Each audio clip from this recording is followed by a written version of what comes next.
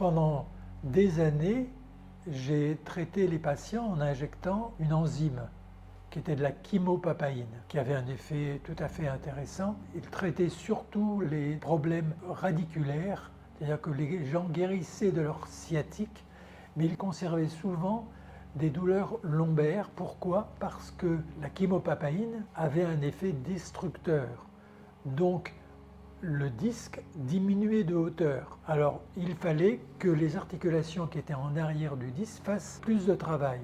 Donc, on guérissait bien la sciatique, mais les gens gardaient souvent des douleurs lombaires. La chymopapaïne, après, a été retirée. Que pouvions-nous faire?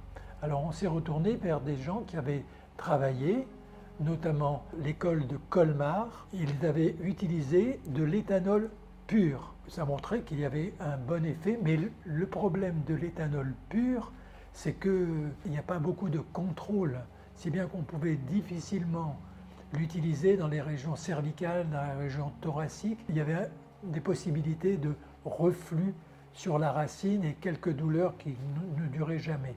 Alors on a eu l'idée de créer un éthanol gélifié qui permettait de le contrôler.